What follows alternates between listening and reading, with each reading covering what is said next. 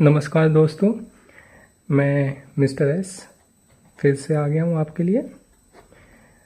हमारा पहला लेक्चर था मैटर इन आवर सराउंडिंग्स के ऊपर।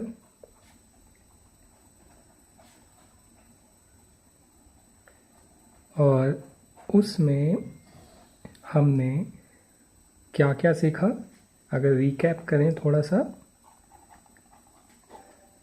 हमने सीखा कि एटम यानी कि परमाणु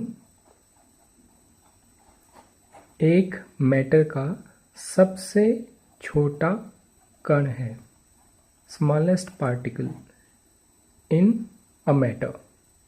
सो मैटर का सबसे छोटा हिस्सा एटम या परमाणु कहलाता है। और एटम मिलके मॉलिक्यूल बनाते हैं, मॉलिक्यूल जिसको अणु भी कहते हैं। ये इससे बड़ा होता है पार्टिकल, क्योंकि अब एटम से कुछ मिलके बनेगा तो वो उससे तो बड़ा होगा ही। एटम्स को जोड़ने वाली फोर्स ऑफ अट्रैक्शन काफ़ी स्ट्रॉन्ग होती है, जिससे कि मॉलिक्यूल बनते हैं। जैसे कि हमने उदाहरण दिया था कि अगर पानी बनना है तो 2 हाइड्रोजन के एटम और 1 ऑक्सीजन का एटम मिलेंगे। ये केमिकल बॉन्ड है, बहुत स्ट्रॉन्ग बॉन्ड है। ये जो बॉन्ड है ये मिलके एक मॉलिक्यूल बनाते हैं, तो ये एक पानी का मॉलिक्यूल हुआ।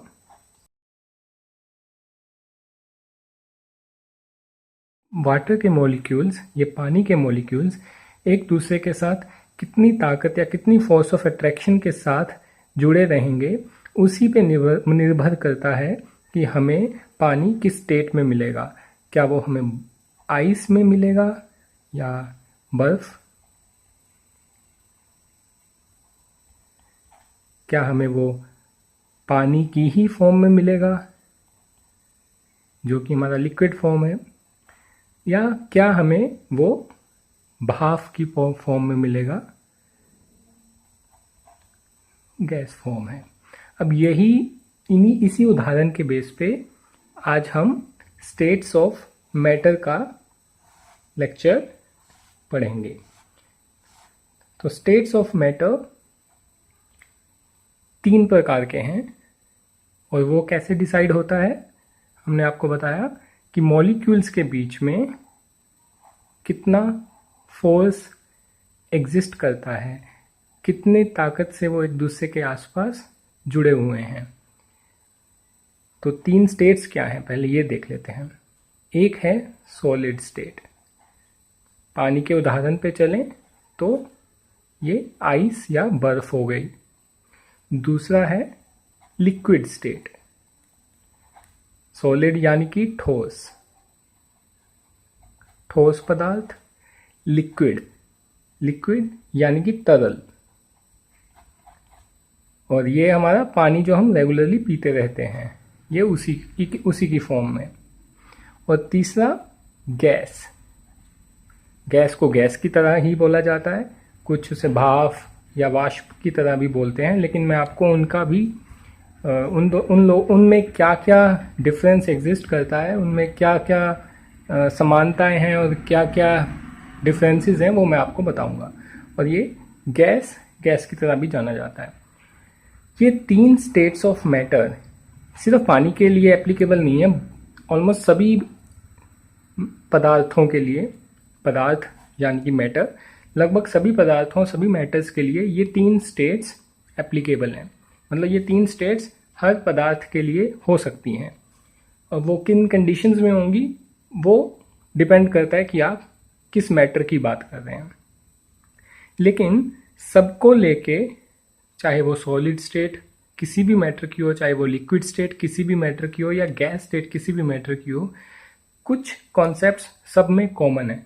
हम उन्हीं कॉन्सेप्ट्स को समझने की कोशिश करेंगे कि ये स्टेट्स कैसे एक दूसरे में परिवर्तित हो सकती हैं, कैसे बन सकती हैं। ठीक है, मैंने आपको बताया था कि मॉलिक्यूल्स एक दूसरे के साथ किसी न किसी फोर्स ऑफ अट्रैक्शन के साथ जुड़े रहते हैं, है ना। अब अगर सॉलिड स्टेट बननी है तो ये ताकत बहुत स्ट्रॉन्ग होगी, जिससे कि क्या होगा, मॉलिक्यूल्स एक दूसरे के बहुत ही आसपास होंगे। ये मैं अब सॉलिड स्टेट के मैटर के अंदर जाके देख रहा हूं कि उसके मॉलिक्यूल्स एक दूसरे के साथ कैसे रहते हैं। तो जब सॉलिड स्टेट होगी, जैसे कि आइस की बात कर रहे हैं, तो उसके अंदर पानी के मॉलिक्यूल्स बहुत ही आसपास रहेंगे, टाइटली पैक्ड रहेंगे, और उनके अंदर एक मॉलिक्यूल और दूसरे मॉलिक्यूल के अंदर जो गैप है या जो स्पेस है बहुत कम होता है। ठीक है, ये एक प्रॉपर्टी है matter, solid state of matter की। ठीक है, सॉलिड स्टेट ऑफ मैटर में आप देखेंगे कि मॉलिक्यूल्स जो हैं, जो अणु हैं, उनके अंतर्गत, उनके बीच में स्पेस या जगह बहुत कम मिलेगी आपको। तो उसके कारण वो क्या होगा, बहुत ही टाइटली पैक्ड रहेगा। इसको इंटर पार्टिकल स्पेस भी बोलते हैं, कि दो पार्टिकल्स के बीच में जो स्पेस है। तो ये जो इंटर पार्टिकल स्पेस है ये बहुत कम होगा, किसमें, सॉलिड स्टेट में। उसका कारण क्या है कि फोर्स ऑफ अट्रैक्शन बहुत स्ट्रॉन्ग होती है। ठीक है, अब ये फोर्स ऑफ अट्रैक्शन को स्ट्रॉन्ग करने के भी तरीके हैं, स्पेस को कम करने के भी तरीके हैं। जिसका मतलब क्या हुआ कि अगर हमारे पास लिक्विड स्टेट में कुछ है, कोई मैटर है, और अगर उस पर हम कुछ ऐसे तरीके लगाएं जिससे कि पार्टिकल के बीच का स्पेस कम हो जाए या पार्टिकल के बीच की फोर्स ऑफ अट्रैक्शन बढ़ जाए, तो क्या होगा, वो लिक्विड स्टेट से सॉलिड स्टेट में आ जाएगा। तो इन चीज़ों को हम डिटेल में पढ़ेंगे अगले चैप्टर में कि हर एक स्टेट से दूसरी स्टेट में कैसे जाया जा सकता है। ठीक है, अभी आज के लेक्चर का फोकस क्या है कि हम तीनों स्टेट्स को समझें कि उनके अंदर पार्टिकल्स की। तो आज के लेक्चर का मकसद क्या है कि हम ये समझें कि हर तरह के स्टेट ऑफ मैटर के अंदर पार्टिकल कैसे अरेंज रहते हैं, उनकी प्रॉपर्टीज़ क्या हैं, वो कैसे दिखेंगे अगर आप उस मैटर के अंदर देख पाएँ कि मॉलिक्यूल्स कैसे अरेंज्ड हैं। ठीक है, तो ये हमारा आज का मकसद है। तो अभी हमने सॉलिड स्टेट को थोड़ा सा समझने की कोशिश की। ठीक है, अभी थोड़ा सा एक प्रॉपर्टी और समझते हैं जो ना केवल सॉलिड स्टेट बट हर तरह की स्टेट ऑफ मैटर के ऊपर एप्लीकेबल है। वो क्या है कि एक तो हमने बात की स्पेस बिटवीन पार्टिकल्स, है ना, जो कि जगह कितनी है अणुओं के बीच में।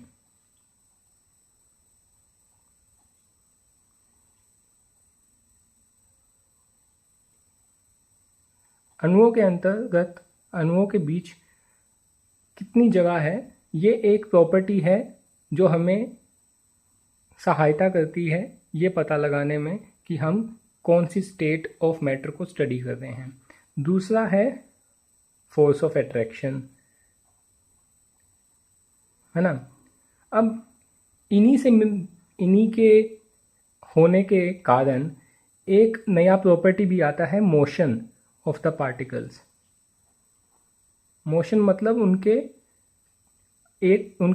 मैटर के अंदर चलने फिरने की क्षमता, कितने गतिमान है वो, उनकी क्या गति चल रही है। तो उस तो कहने का तात्पर्य क्या है कि जब आप किसी स्टेट ऑफ मैटर को देखते हैं, अब मैं आपको ये नहीं बता रहा कि ये सॉलिड है, लिक्विड है या गैस है, लेकिन मान लीजिए कि ये कोई एक स्टेट ऑफ मैटर है तीनों में से, तो उनके अंदर पार्टिकल्स अरेंज्ड होंगे किसी ना किसी फॉर्म में, है ना। अब ये स्पेस इनमें इतना ज़्यादा है तो ये तो पक्का है कि ये सॉलिड स्टेट तो नहीं हो सकती। ठीक है, अब ये लिक्विड हो सकती है, गैस हो सकती है, ये आप बाद में पता लगा लेंगे कि कौन सी स्टेट थी। ये आपके लिए क्वेश्चन हो गया, समझिए। बाद में जब मैं आपको समझाऊंगा दूसरी स्टेट्स ऑफ मैटर, तो आप ये गेस करना कि ये कौन सी स्टेट हो सकती है। ठीक है, तो समझो कि ऐसे पार्टिकल्स पड़े हैं यहाँ पे अंदर। अब उनके अंदर स्पेस है, उनके अंदर फोर्स ऑफ अट्रैक्शन है। ठीक है, अब इन दोनों चीज़ों के होने के कारण यहाँ पे मोशन होता है। पार्टिकल कभी इधर जाएगा, कभी उधर जाएगा, तो रैंडमली किसी भी फॉर्म में वो मूव करते रहते हैं। और अगर स्पेस ज़्यादा होगा तो वो ज़्यादा मूवमेंट करेंगे, है ना। और अगर फोर्स ऑफ अट्रैक्शन ज़्यादा हुआ तो वो थोड़ी सी कम मूवमेंट करेंगे, फोर्स ऑफ अट्रैक्शन कम हुआ तो वो ज़्यादा मूवमेंट करेंगे फिर से, है ना। तो ये मोशन जो है, ये रैंडम मोशन है जो पार्टिकल्स में हमेशा रहेगा। इसका नाम भी होता है, जो अंग्रेजी में जानना चाहें, इसको ब्राउनियन मोशन कहते हैं। अब ऐसे देखना हो, ये इतना ज़्यादा कॉम्प्लिकेटेड नहीं है। पंजाबी में अगर आपके वहाँ कोई गली है, सोडियाँ वाली गली, तो वो ऐसी है। बंदे का नाम ब्राउन था तो ब्राउनियन मोशन, तो पंजाबी में मतलब ब्राउनिया दा मोशन हो गया, ऐसे बोल दो। तो दिस इज़ लाइक दैट। जैसे सोडियाँ वाली गली को सोडियन स्ट्रीट कहते हैं, तो वो सोडियाँ दी गली सी, सोडी लोकां दी गली सी, तो सोडियाँ दी गली होगी। अब ब्राउन ने बनाया था, वो मोशन आइडेंटिफाई किया, तो उन्होंने ब्राउनिया का मोशन बोल दिया, तो ब्राउनियन मोशन बोलते हैं, अगर याद रखना हो तो ये जो रैंडम मूवमेंट होती है पार्टिकल्स की एक किसी भी स्टेट ऑफ मैटर के अंदर, तो वो रैंडम मूवमेंट को ब्राउनियन मोशन बोलते हैं। ठीक है, तो ये रैंडमली मूव करते रहते हैं पार्टिकल्स। अब इस मूवमेंट के बढ़ने का मतलब समझ रहे हैं ना। अगर बहुत ज़्यादा पार्टिकल मूव कर रहे हैं तो बहुत चांसेस हैं कि वो सॉलिड स्टेट नहीं होगी, बहुत चांसेस है कि वो कोई और स्टेट है। ठीक है, चलो अब हम दूसरी स्टेट्स को पढ़ते हैं, ताकि आप ये जान पाएँ कि डिफरेंट स्टेट्स ऑफ मैटर में ब्राउनियन मोशन या रैंडम मूवमेंट ऑफ पार्टिकल्स कितना ज़्यादा हो सकता है। ठीक है, तो अगर सॉलिड स्टेट को पहले समराइज करें तो पार्टिकल्स की पैकिंग बहुत टाइट होती है, स्पेस बहुत कम होता है, फोर्स ऑफ अट्रैक्शन बहुत हाई होता है, ब्राउनियन मोशन बहुत ही कम या बिल्कुल ना बराबर होता है। इससे इसको एक फिक्स्ड शेप मिलती है, फिक्स्ड साइज मिलता है, फिक्स्ड वॉल्यूम मिलता है, जगह लेने की क्षमता, मतलब हमेशा एक फिक्स्ड जगह को घेरेगा। क्यों? क्योंकि इसका शेप फिक्स है, इसका साइज फिक्स है। और ये सब क्यों हो रहा है? क्योंकि पार्टिकल टाइटली पैक्ड हैं। पार्टिकल्स में घूमने फिरने की कोई क्षमता ही नहीं है ज़्यादा, मतलब कोई गुंजाइश ही नहीं है कि ऐसे तो ज़्यादा मूव कर सके। ठीक है, तो पार्टिकल बहुत टाइट हैं, टाइटली पैक्ड हैं। उनके अंदर फोर्स ऑफ अट्रैक्शन बहुत हाई चल रही है। ठीक है, और मतलब मोशन भी बहुत ही कम है या मिनिमम है, कोई मोशन नहीं है। ठीक है, इन सब के कारण एक नई प्रॉपर्टी भी आती है, कंप्रेशन, जो हम पहले दूसरी स्टेट्स को पढ़ लें तब आपको अच्छे से समझ आएगा कि कंप्रेशन कैसे, मतलब इसको दबाने की ताकत, इसको आप कितना दबा सकते हो, उसकी कितनी गुंजाइश है सॉलिड स्टेट में। वैसे तो मेरे ख्याल से आप अब तक समझ गए होंगे, क्योंकि अब इनमें स्पेस ही बहुत कम है, तो इसको दबाने की गुंजाइश भी बहुत कम है कि आप ज़्यादा इसको कंप्रेस नहीं कर सकते। तो सबसे कम कंप्रेस करने की क्षमता या स्कोप या गुंजाइश सॉलिड स्टेट में होती है। क्यों? क्योंकि उनमें स्पेस इतना कम है कि उनको ज़्यादा कंप्रेस किया ही नहीं जा सकता, और अगर करना है तो बहुत ताकत लगानी पड़ेगी, बाहर से फोर्स बहुत ज़्यादा लगानी पड़ेगी। ठीक है, बहुत ज़्यादा ताकत लगाएंगे तभी सॉलिड स्टेट को आप कंप्रेस कर पाएंगे। ठीक है, ये वैसी बात है, अगर आप पत्थर को दबाने की कोशिश करें तो आप उसको नहीं दबा पाएंगे। कंप्रेशन का मकसद क्या है, उसकी आप दबा के उसकी या तो शेप चेंज कर दो या वॉल्यूम चेंज कर दो, उसको पापड़ बना दो या कुछ ऐसी चीज़ कर दो। तो वो करने के लिए मॉलिक्यूल्स के अंदर स्पेस होना चाहिए, मॉलिक्यूल्स थोड़े फ्री होने चाहिए, उनमें फोर्स ऑफ अट्रैक्शन पहले से कम होना चाहिए। तो जब जब जगह होगी तभी आप उस जगह को कम कर पाएंगे। और कंप्रेशन का मकसद यही है कि मॉलिक्यूल्स के अंदर की जगह को कम करना। ठीक है, तो अभी हम आते हैं लिक्विड स्टेट के ऊपर। जब आप सॉलिड स्टेट समझ गए हो, अब लिक्विड स्टेट को समझना पहले से आसान होगा। लिक्विड स्टेट के अंदर पार्टिकल्स थोड़े फ्रीली अरेंज्ड होते हैं। ठीक है, स्पेस ज़्यादा होता है, मूवमेंट भी अच्छी होती है, फोर्स ऑफ अट्रैक्शन पहले से वीक होती है। और अब क्योंकि ये मूवमेंट करते रहते हैं तो इनको कभी कोई एक फिक्स्ड शेप नहीं मिल पाती अगर आप इनको फ्रीली छोड़ देंगे तो। लेकिन क्योंकि ये इतने इतने तो मॉलिक्यूल्स इतना तो स्पेस कम है इनके अंदर, बहुत ज़्यादा स्पेस नहीं है, थोड़ी सी फोर्स ऑफ अट्रैक्शन वीक है, बहुत ज़्यादा वीक नहीं है। इसको आप जिस भी कंटेनर में डालोगे ये वहाँ सेटल हो जाएंगे उसी शेप में। जैसे कि हम पानी को किसी ग्लास में डालते हैं और उसको चाहे हम बंद ना भी करें ऊपर से तो पानी उसके अंदर सेटल हो जाता है। क्यों? क्योंकि मॉलिक्यूल्स है तो फ्री लेकिन बहुत ज़्यादा फ्री नहीं है। ठीक है, वो उनके अंदर फोर्स ऑफ अट्रैक्शन इतनी स्ट्रांग है कि वो एक जगह टिक जाते हैं अगर आप उनको वहाँ पे किसी सांचे में ढाल दो तो वो फिक्स्ड शेप नहीं है, लेकिन उनकी शेप लिक्विड की, मतलब तरल की, ये था ठोस सॉलिड स्टेट, ये लिक्विड, तरल की अपनी कोई फिक्स शेप नहीं होती, लेकिन वो उसी कंटेनर या सांचे की शेप ले लेते हैं जिसमें उसको डाला जाता है। ठीक है, तो साइज के लिए भी वही मैटर करता है, वॉल्यूम के लिए भी वही मैटर करता है। ठीक है, वॉल्यूम इसकी फिक्स्ड रहेगी, आपने जितने कंटेनर का वॉल्यूम है उस कंटेनर को भर देंगे, लिक्विड उतना कंटेनर का वॉल्यूम ले लेगी। ठीक है, लेकिन आपको उतना उसको भरना पड़ेगा, तो उसका वॉल्यूम ऐसा नहीं है कि आपने थोड़ा सा लिक्विड डाला और उसने पूरा वॉल्यूम घेर लिया। उसका कारण अब वही है कि अपना जो लिक्विड है उसमें अभी भी फोर्स ऑफ अट्रैक्शन इतनी स्ट्रांग है कि मॉलिक्यूल्स अपने आसपास रह सकते हैं, ज़्यादा फ्रीली भाग नहीं जाते एक दूसरे से दूर। तो गैस में एक्चुअली वही है उल्टा, कि मॉलिक्यूल्स इतने फ्रीली मूव कर रहे होते हैं कि स्पेस बहुत ज़्यादा होता है, फोर्स ऑफ अट्रैक्शन बहुत कम होती है, कि आपने थोड़ी सी मैटर को लिया नहीं और वो फैल गया सब जगह पे। यही गैस की प्रॉपर्टी है कि गैस की अपनी कोई फिक्स्ड शेप नहीं है, वो शेप भी वही लेगा जिस कंटेनर में डालोगे, और वॉल्यूम भी पूरी की पूरी वही घेर लेगा जिस कंटेनर में डालोगे। फिक्स शेप नहीं है लिक्विड की तरह, लेकिन कंटेनर की शेप में चले जाएंगे अगर बकायदा आपने कंटेनर बंद करके रखा है।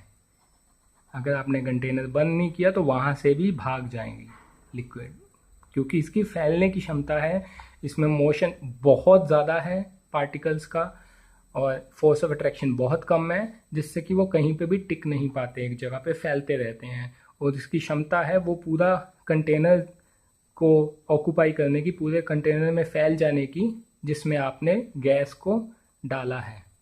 ठीक है, तो इसीलिए वो जो सिलेंडर होते हैं वो भी पूरे टाइटली पैक्ड होते हैं। आप किसी गुब्बारे में हवा भरते हैं, जो कि आपकी गैस फॉर्म ऑफ मुंह से जो आपने गैस या हवा निकाली है, जो गैस फॉर्म है बेसिकली, उसको आप अगर किसी गुब्बारे में डालते हो और अगर आपने वो गुब्बारा बंद नहीं किया तो गुब्बारा फुस हो जाएगा। ठीक है, तो क्यों? उसका कारण वही है कि गैस की फैलने की क्षमता बहुत है, वो रुकती नहीं है, जहाँ डालोगे वहाँ फैलेगी, लेकिन अगर बंद करोगे तभी वहीं टिकी रहेगी। लिक्विड इसके ऑपोजिट, अगर आपने इसी गुब्बारे में लिक्विड को डाला होता तो वो गुब्बारे के अंदर ही रहता, चाहे आप उस गुब्बारे को बंद ना करो। ठीक है, लेकिन ये काम गैस के लिए एप्लीकेबल नहीं है। गैस के लिए आपको गुब्बारा टाइटली बंद करना पड़ेगा, तभी वो गैस अंदर टिक पाएगी। ओपन चलेगा कंटेनर, ओपन नहीं चलेगा गैस के कॉन्टेक्स्ट में। ठीक है, तो अब इसके साथ साथ थोड़ी प्रॉपर्टीज को कंपेयर करते हैं। शेप,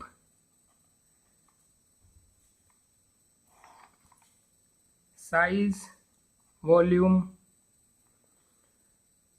पैकिंग, मतलब एक दूसरे के साथ कैसे अरेंज्ड है, पैकिंग, फोर्स ऑफ अट्रैक्शन, ये सारी प्रॉपर्टीज हम कंपेयर करेंगे अभी तीनों स्टेट्स के लिए।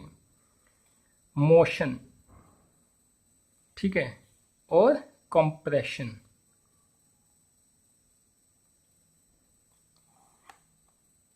सॉलिड, लिक्विड,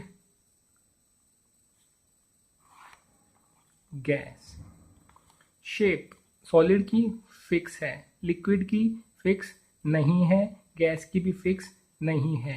जिस कंटेनर में जिस भी कंटेनर में डालोगे उसकी शेप ले लेगा, जिस भी बंद कंटेनर में डालोगे उसकी शेप ले लेगा गैस। साइज के लिए भी सेम, वॉल्यूम के लिए भी, वॉल्यूम इसका फिक्स है, इसका वॉल्यूम भी फिक्स है, इसका वॉल्यूम उस कंटेनर का हो जाएगा जिस कंटेनर में इसको डालोगे।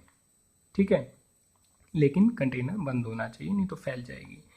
पैकिंग, वेरी टाइटली पैक्ड, बहुत ही टाइट होता है, कोई स्पेस नहीं होता है एक दूसरे के बीच में उनके। लिक्विड में लूजली पैक्ड है और ये वेरी लूजली पैक्ड है, बहुत ज़्यादा, सबसे ज़्यादा लूजली पैक्ड है। तो कोई अगर आपको क्वेश्चन पूछे कि ठोस, तरल और गैस के बीच में सबसे ज़्यादा स्पेस, इंटर पार्टिकल स्पेस या अणुओं के बीच में या कणों के बीच में सबसे ज़्यादा स्पेस किस में ज़्यादा होता है, जगह सब घेरा सबसे ज़्यादा किसका होता है, तो वो गैस का होता है। सॉलिड में बहुत कम स्पेस होता है, लिक्विड में थोड़ा सा ज़्यादा स्पेस होता है पार्टिकल्स और अणुओं के बीच में, गैस में बहुत ही ज़्यादा स्पेस होता है। Force of attraction high, very high,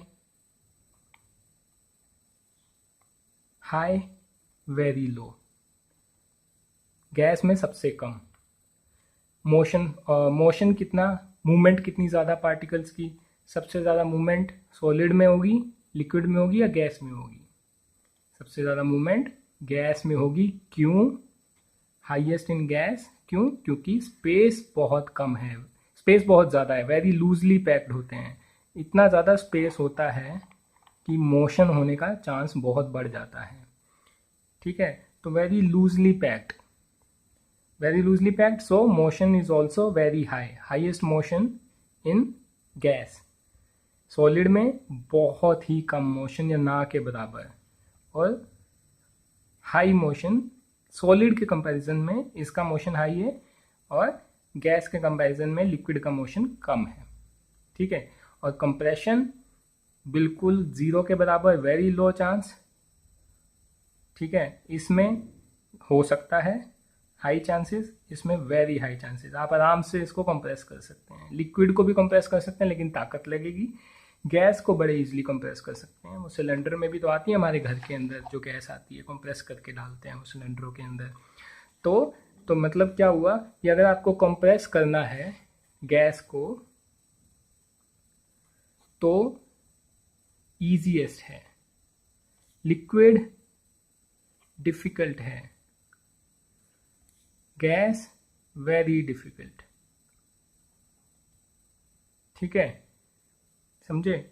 motion या उसकी गतिज ऊर्जा भी बोलते हैं, काइनेटिक एनर्जी, मतलब मूवमेंट, इतनी घूमने की ताकत जो है उनके अंदर, जो गतिज ऊर्जा या काइनेटिक एनर्जी या मोशन या ब्राउनियन मोशन सबसे ज़्यादा हाईएस्ट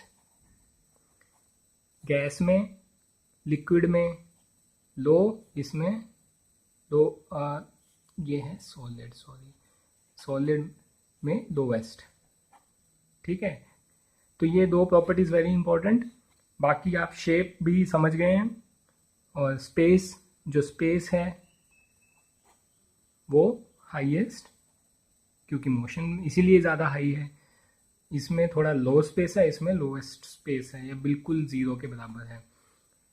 ठीक है, तो दोस्तों ये था आपका आज का टॉपिक स्टेट्स ऑफ मैटर के बारे में, जिसमें हमने समझा कि सॉलिड की क्या प्रॉपर्टीज़ हैं, ठोस पदार्थ भी बोल सकते हैं उसको, लिक्विड तरल पदार्थ भी बोल सकते हैं,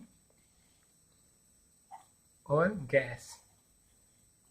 गैस की प्रॉपर्टीज़, अपनी गैस को गैस बोल देते हैं हिंदी में भी। तो इन तीनों की प्रॉपर्टीज़ के बारे में समझा कि वो कैसे होते हैं, मॉलिक्यूल्स उनके कैसे अरेंज्ड होते हैं। तो ये था स्टेट्स ऑफ मैटर का लेक्चर। अभी नेक्स्ट लेक्चर में हम जाएंगे जिसमें हम समझने की कोशिश करेंगे कि एक स्टेट से दूसरी स्टेट के अंदर कैसे जाया जा सकता है, उसको से सॉलिड से लिक्विड में जाने के लिए क्या करना पड़ेगा हमें, या क्या क्या ऑप्शन है हमारे पास, क्या क्या किया जा सकता है लिक्विड से गैस में जाने के लिए भी। तो ये चीज़ें अब हम पढ़ेंगे अगले लेक्चर में। तो कहानी अब तक की ठीक चल रही है। मुझे उम्मीद है कि अभी अब तक हमने अगर पूरा रिवीजन करें तो हम एटम से मॉलिक्यूल तक आए, मॉलिक्यूल से स्टेट ऑफ मैटर पे आए, स्टेट ऑफ मैटर में हमने 3 स्टेट्स पढ़ी, सॉलिड, लिक्विड और गैस। ठीक है, तो आज का लेक्चर थोड़ा पहले से बड़ा हो गया, तो इस लेक्चर को आज यहीं ख़त्म करते हैं। मैं आपको रिक्वेस्ट करता हूँ कि आप लोग रिवीजन कीजिए इसके बारे में। ये हमारा आज का पूरा टोटल लेक्चर है। ठीक है, आप इनकी स्क्रीनशॉट ले सकते हैं, इनको अपने पास रख सकते हैं, या फिर हम आपको टेलीग्राम में भी इसको शेयर कर सकते हैं। लेकिन सबसे बड़ी और ज़रूरी बात क्या है कि आप लोग सब्सक्राइब कीजिए ताकि हौसला बना रहे, और लाइक कीजिए, शेयर कीजिए दूसरे लोगों के साथ जिनको ऐसे किसी लेक्चर की ज़रूरत हो। कोई हिदायत हो, कोई सजेशन हो कि कैसे इम्प्रूव करना है, तो वो भी डाल दीजिए कमेंट्स में, और कुछ बुरा लगा हो वो बताइए, कुछ अच्छा लगा हो वो भी बताइए।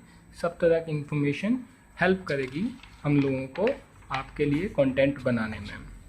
अभी हम भी सीख रहे हैं काफ़ी चीज़ें धीरे धीरे, लेकिन जैसे जैसे टाइम बढ़ेगा हम काम करेंगे, हमारा भी एक्सपीरियंस आप लोगों के साथ साथ बढ़ता जाएगा।